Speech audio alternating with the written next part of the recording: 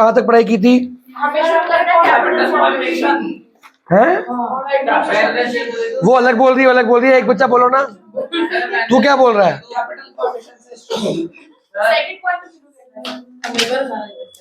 Function of entrepreneur में box नहीं है, फंक्शन ऑफ एंटरप्रेन्योर में हेडिंग है। ऑर्गेनाइजेशन और प्रोडक्शन नहीं करना? नहीं, अगला सेकंड पेज में सेकंड। अरे तुम्हारी बातें नहीं खत्म हो रही यार, क्यों? अच्छा, -4 तो होंगे ना? -4 क्यों है? वो 5 फिक्स कर दिया। 0 के बाद -2, उसके जो लेट देगा -4। आज ये टेस्ट दे रहा है, अभी टेस्ट देगा सबके -4, रात को सबके -4 कर दूंगा। हाँ जी, लेट दे रहे हो आप बहुत ज्यादा। -4 तो पक्के हैं। ये तो मैंने पढ़ाया है चैप्टर, वंश के भी होंगे, वो बच्चे का थोड़ी। सर आपको लास्ट ईयर जो है 2 दिन देने चाहिए सर। क्यों? एक हफ्ता फ्राइडे को टेस्ट रखो, मंडे को लास्ट। हाँ तो मंडे को होता है, आप सैटरडे से मंडे का एक दिन एक्स्ट्रा। अब वो चेंज कर दिया है, चेंज कर दिया। सैटरडे को +2, संडे को +1। Shut up. कैपिटल फॉर्मेशन से पहले कंट्रीब्यूशन टू जीडीपी का दोबारा मतलब बताया जाए। कंट्रीब्यूशन जीडीपी में हमें ये बताना है कि जितना हमारा स्मॉल स्केल इंडस्ट्री जीडीपी में कैसे कंट्रीब्यूट करती है, पहले जीडीपी का मतलब बताओ। हैं? तो स्मॉल स्केल इंडस्ट्री खोलने से जीडीपी कैसे कंट्रीब्यूट हो रही है, बढ़ कैसे रही है? छोटी-छोटी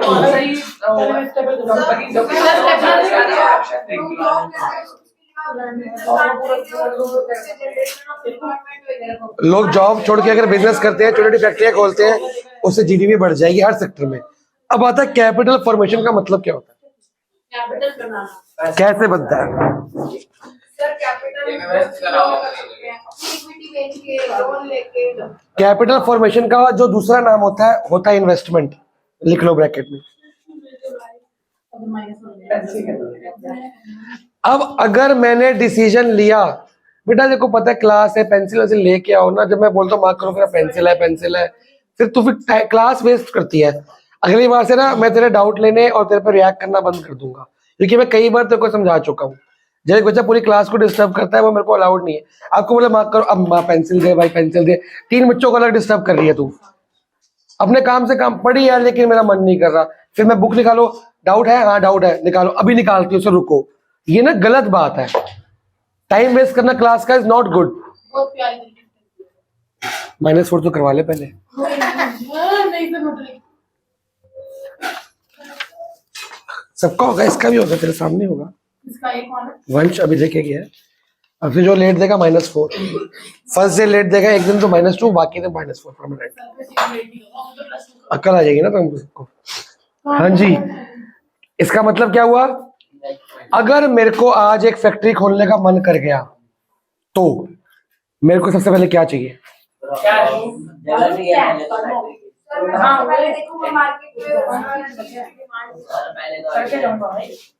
सबसे पहले मेरे पास पैसा कितना है? फायदा क्या हुआ तेरा? टिक सही आ रही है? सबसे पहले मेरे पास बजट कितना है? मार्केट में डिमांड, ये सब तो बात की बात है ना। मेरा पैसे ही नहीं है तो मैं डिमांड ढूंढने जाऊंगा? सपना वहीं टूट गया कि पहले पैसे इकट्ठे करने पड़ेंगे भाई। तो हो सकता है मैं जॉब कर रहा हूं, तो जॉब करते हुए मैं क्या करूंगा पहले? भाई एक्स्ट्रा क्लासेस नहीं हो रही, कुछ भी सिमिलैरिटी बचा हुआ है, थोड़ा नहीं पूरा हो, सिर्फ घर पे रख के आओगे, पैर लेके आओगे, क्या फायदा? थोड़ा मत आओ, पूरा आओ, पूरी बॉडी के साथ आओ, बैग बुक्स के साथ आओ। बाय जी। तो अरे बात सुन, आज भी एक कम नहीं आया, परसों भी एक कम नहीं आया, कुछ तो रीजन होगा।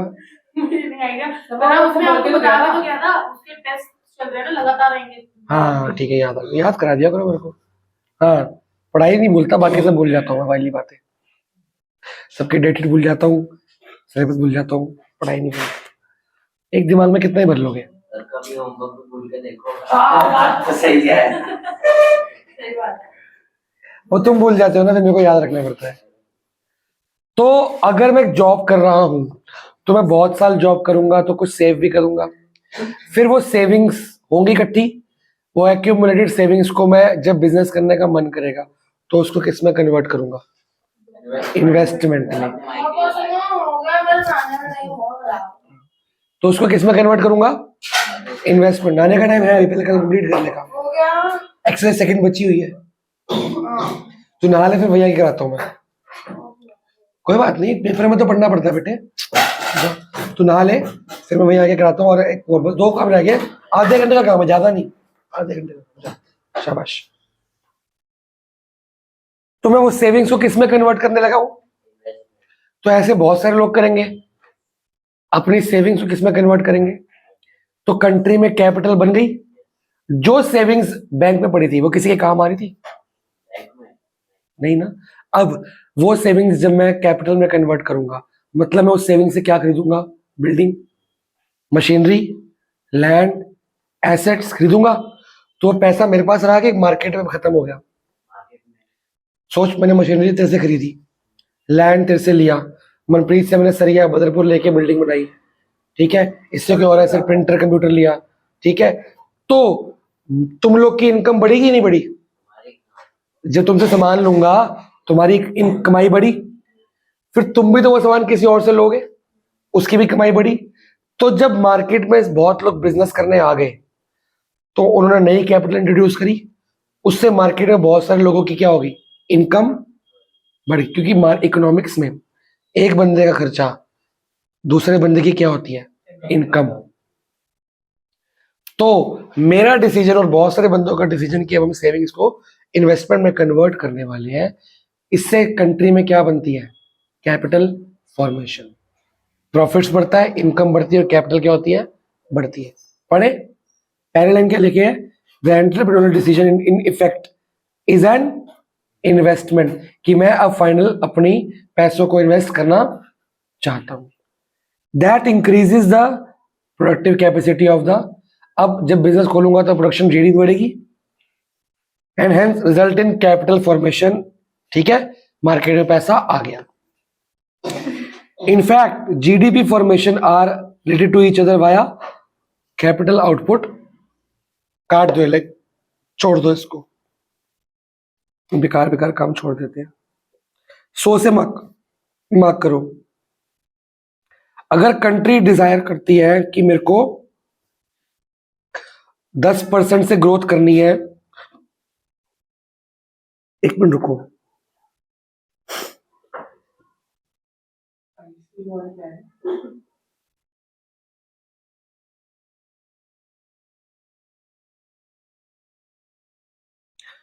इतना मार्क करो। So if a country decides to grow at the rate of 10%, ठीक है, पर एनम, आगे, देन इट मस्ट 10% भी काट दो, ग्रो टू ग्रो, ठीक है, it must ensure capital formation.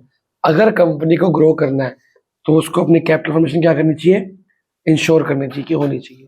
बिना कैपिटल फॉर्मेशन के जीडीपी बढ़ सकती है, नहीं। आगे, entrepreneurs by investing their own, अपनी खुद की सेविंग्स को मार्केट में इन्वेस्ट करते हैं, और mobilising the savings of their friend and, खाली खुद के पैसा काम नहीं चलेगा, फ्रेंड्स एंड फैमिली से क्या करोगे, पैसे इकट्ठे करोगे और अपने बिजनेस में शेयर होल्डर की तरह लगाओगे। उससे होता क्या है, कैपिटल बन जाएगी। वो मेरी कंपनी की कैपिटल है, लेकिन हिस्सा किसका है, मेरा, फ्रेंड्स एंड, सबसे पहले हम शेयर होल्डर को बेचते हैं कि फ्रेंड्स एंड फैमिली को बेचते हैं, वही बात कह रहे हैं। अगला आगे क्या लिखा है, दीज इनफॉर्मल फंडिंग, जो मेरे फ्रेंड्स एंड फैमिली मेरे को फंडिंग दी है, ये मेरे पैसे को बढ़ाएंगे और बाद में ये फॉर्मल मीन्स बन जाएंगे, मतलब ये शेयर में कन्वर्ट हो जाएंगे और बाद में बैंक वगैरह से मैं पैसा इकट्ठा करता रहूंगा। कोई डाउट? अगला पॉइंट है एसएसआई, एम्प्लॉयमेंट जनरेट करती है, आपको सबको पता ही है। छोटी छोटी फैक्ट्रियां बहुत काम देंगी, हर फैक्ट्री 4, 5, 10 बंदों को काम देती रहेगी, तो बहुत सारी खुलेंगे तो बहुत सारी एम्प्लॉयमेंट की अपॉर्चुनिटी। अगला point, generation of business opportunities and, अगर मैं एंटरप्रेन्योरशिप कर रहा हूं, अगर मैं एंटरप्रेन्योर बनता हूं, तो मैं नई नई बिजनेस अपॉर्चुनिटी दूंगा कैसे? मतलब मैं कोई नई इनोवेशन कर रहा हूँ, उस नई इनोवेशन के लिए कोई न्यू डाई, कोई न्यू रॉ मटेरियल, कोई न्यू टूल्स चाहिए होंगे, और वो जहां बनते होंगे उसको भी बताऊंगा भैया मेरे को इस तरह का सामान दे के दे। वो कहेगा मैंने तो बनाया नहीं कभी आज तक। उसको बोलूंगा तो बना के दे मेरे को, पहली बार 2-3 बार वो बना के देगा, मेरी इनोवेशन पूरी होगी। अगर वो सही बन गई तो एक नया तरह का टूल्स एंड इक्विपमेंट मार्केट में आ जाएगा।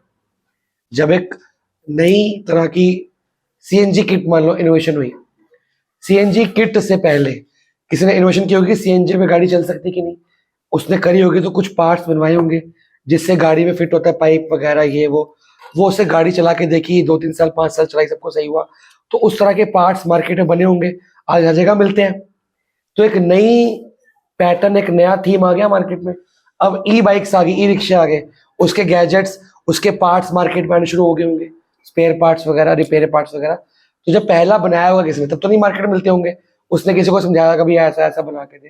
तो पहली बार के लिए इनोवेशन के लिए कुछ नई चीजें बनती हैं, फिर जब वो इनोवेशन एक बिजनेस में कन्वर्ट हो जाती है, मैं एक एंटरप्रेन्योर बन जाता हूँ, तो वो एक नया थीम बन जाता है मार्केट में, एक नया सप्लाई चेन खुल जाता है उस तरह का, फिर वो कॉमन हो जाता है।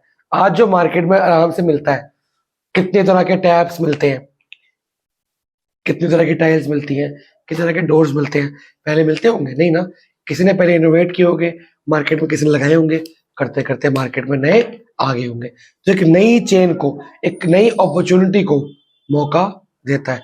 जब मेट्रो आई थी तो मेट्रो ने, वेस्ट दिल्ली में जब मेट्रो आई तो वेस्ट दिल्ली के जितने भी इंडस्ट्रियल एरिया है ना, सबको नया काम मिला था। मेट्रो ने अपना सारा काम, मेट्रो तो क्या करती है, अपना सारा काम जहां मेट्रो बन रही है उस इलाके के इंडस्ट्रीज को दे देती है। तो उनको नई तरह के बिजनेस अपॉर्चुनिटी मिली कि नहीं मिली, उनको नई तरह की चीजें बनाने को मिली कि नहीं मिली, तो एक नई अपॉर्चुनिटी में नया बिजनेस खुल जाता है। क्या जैसे मेट्रो खुल गई तो फिर लोग जो है रिक्शा से वगैरह से सस्ते में ट्रैवल कर सकते हैं जाकर। यहाँ हम पढ़ रहे हैं एंटरप्रेन्योरशिप, इकोनॉमिक्स नहीं पढ़ रहे। वो तो जो बोल रहा है इकोनॉमिक्स है, ठीक है ना, और वो डीमेरिट नहीं है।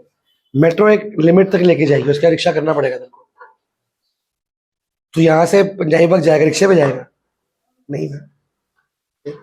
फिर आज भी मेट्रो तो दूर स्टेशन तक लेके जाती है, हम क्यों कैब पे जाते हैं, महंगी कैब करके, ईज।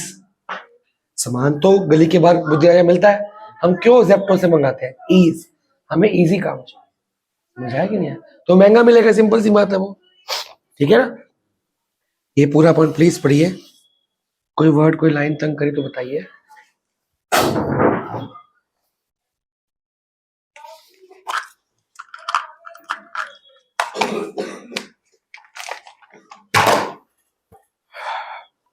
पढ़ो समझाओ, आजो 2 मिनट लगेंगे, भेजो प्लीज। क्यों है ਤੁਹਾਡਾ? अच्छा मैं क्या था, अच्छा अच्छा, मेरे को लगते नहीं सीख रहा। बस 2 मिनट खत्म कर रहे हैं। अब मैंने खाया नहीं रोज। कोई डाउट, कोई वर्ड तंग कर रहा है? सब समझ आ गया? बात वही चल रही है, मैंने समझाया कुछ और चल रहा है। सेम है, क्या हुआ? बस 2 मिनट बाद। सेकेंड लास्ट क्या है, इंप्रूवमेंट इन इकोनॉमिक। ये इकोनॉमिक एफिशिएंसी होता क्या है? जो एफिशिएंटली काम कर सकते हैं। हाँ, इस एफिशिएंसी वर्ड का मतलब बताओ। उनकी बिना दिक्कत के, कैपेबिलिटी। एक मिनट, अमन क्या कह रहा है?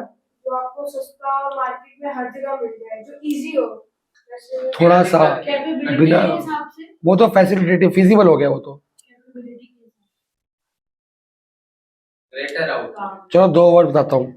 एक वर्ड है इफेक्टिव, ये काम इफेक्टिवली कर लिया, और ये काम एफिशिएंटली कर लिया। एक ही बात है, अलग अलग बात है? तुम्हें लगती है एक ही बात है, पर एक बात है नहीं। वो क्या अलग है इसमें? एफिशिएंसी और इफेक्टिवनेस एक ही बात है, अलग अलग बात है?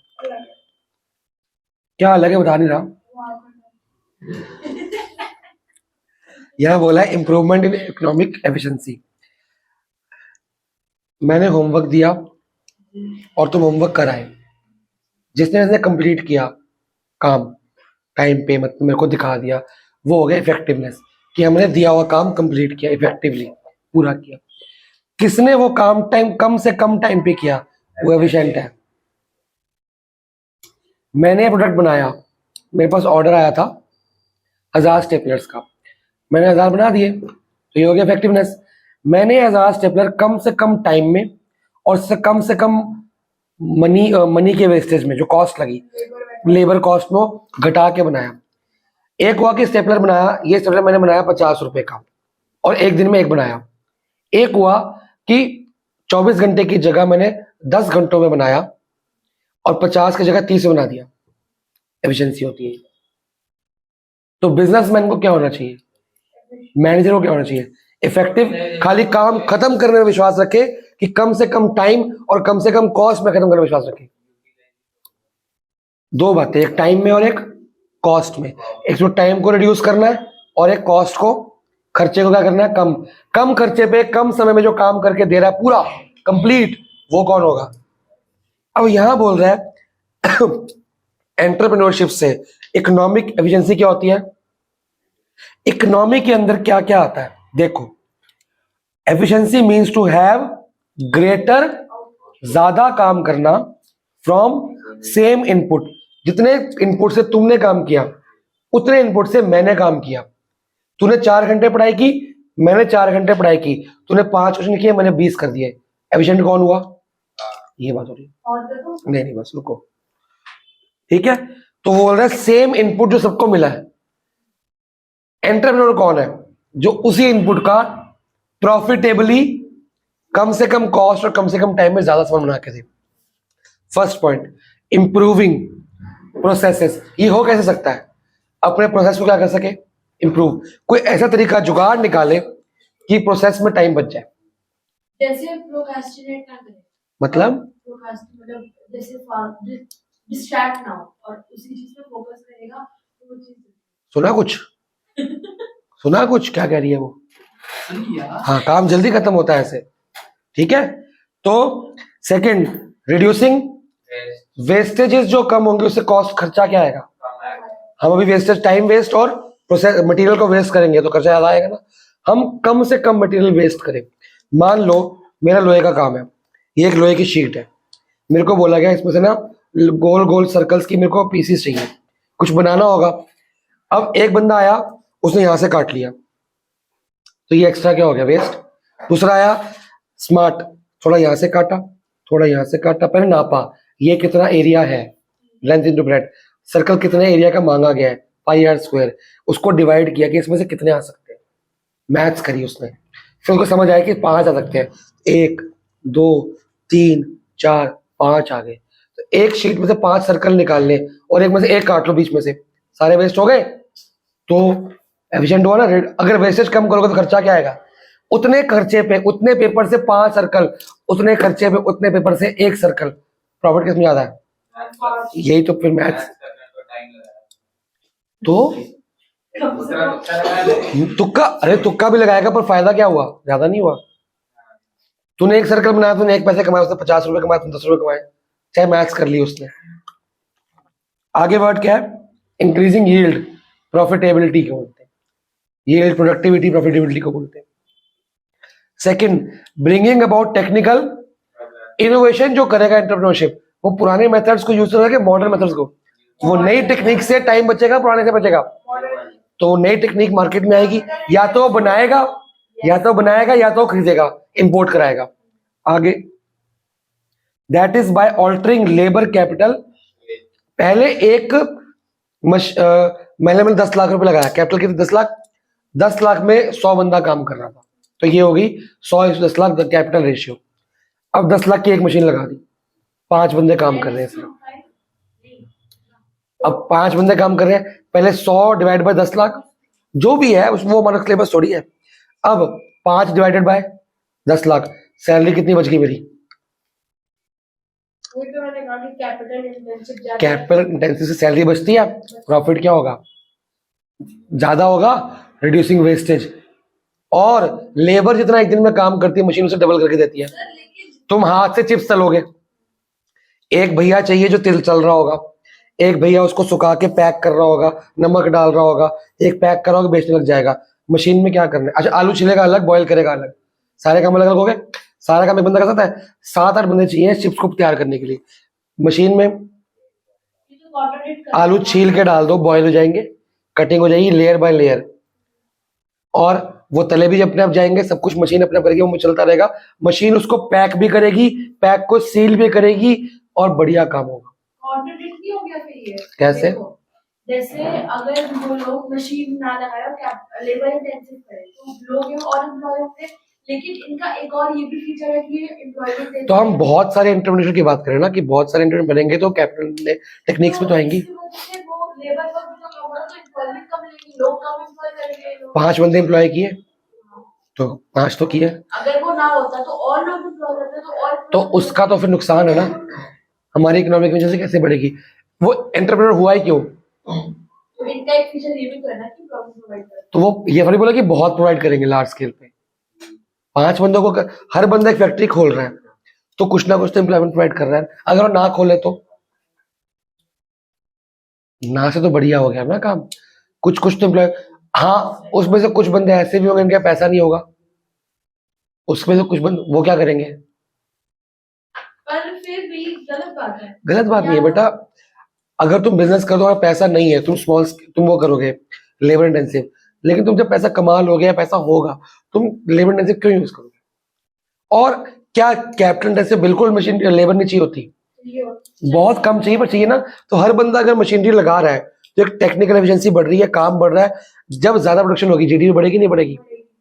खाली एम्प्लॉयमेंट को देख रहे हो आप? कुछ कंपनीज में सारा मैकेनिकल है, सारा वही होता है, लेकिन फिर एम्प्लॉयमेंट भी तो कम हो रही है। हाँ तो बेटा आप खाली एम्प्लॉयमेंट देखोगे कि GDP, capital formation, economic efficiency, productivity, हमारा प्रॉफिट, 5 चीजें देखोगे।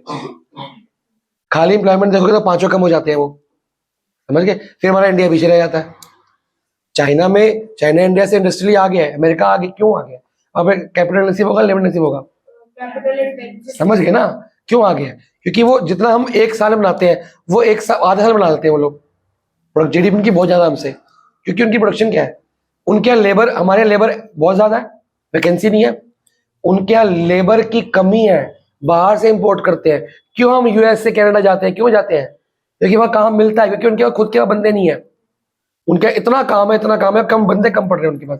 अब सोच, क्या उनकी मशीन अच्छी नहीं होंगी? तब भी उनके पास लेबर की कमी है, क्योंकि फैक्ट्रियां जब तू कैपिटल खोलेगी ना, तू एक मशीन को 2 मशीन में कन्वर्ट करने में ज्यादा टाइम नहीं लगाएगी। तेरे एक मशीन बहुत प्रॉफिट देगी, 2-3 साल में कन्वर्ट कर लेगी, तो 10 करते कर लेबर तो बढ़ेगी। लेकिन अगर तू लेबर इंटेंसिव लगाती है तो कम से कम 10 साल तक लेबर इंटेंसिव रहेगी, क्योंकि जितना प्रॉफिट होगा सब तो लेबर में बांट देगी।